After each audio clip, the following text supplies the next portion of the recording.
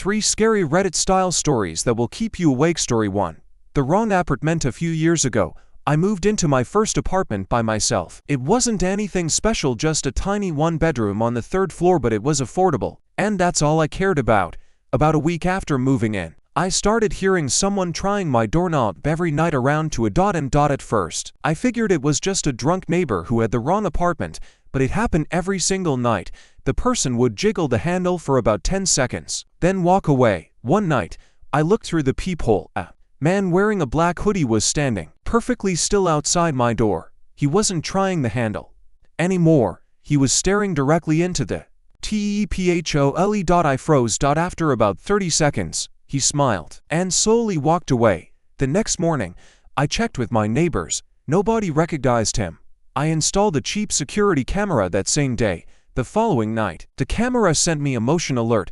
The same man was back, except this time, he wasn't trying the doorknob. He was sliding something underneath my door.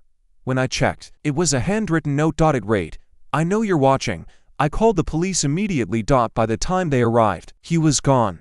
I moved out a week later. To this day, I still don't know who he was or how he knew I was looking through the peephole. Story 2.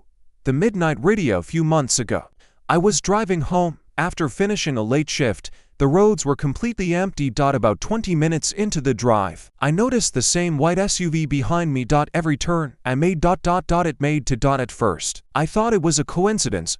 Then I started testing it. I took random left turns. It followed. I drove into a gas station. It pulled into, but instead of parking, it stopped near the exit, like it was waiting. I stayed inside the gas station for nearly 15 minutes.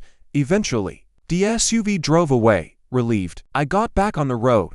Less than 5 minutes later. It was behind me again. This time, I didn't go home. Instead, I drove straight to the nearest police station. The SUV slowed down. It sat across the street for a few seconds. Then it made a U-turn and disappeared. I never saw it again, but I still wonder what would have happened if I had driven straight home. Story 3. Someone was already inside last winter. My roommate went away for the weekend, so I had the house to myself, or so I thought. Around midnight, I heard footsteps upstairs. I assumed it was the heating system making noise.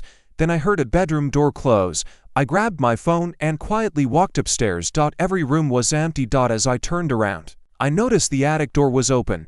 I was sure it had been closed earlier. I stood there for a moment. Then I heard a slow creaking sound from above. Not walking. Crawling. I ran downstairs, locked myself in the bathroom, and called the police. When officers searched the attic, they found signs that someone had been living there for days. There were empty food cans. A sleeping bag.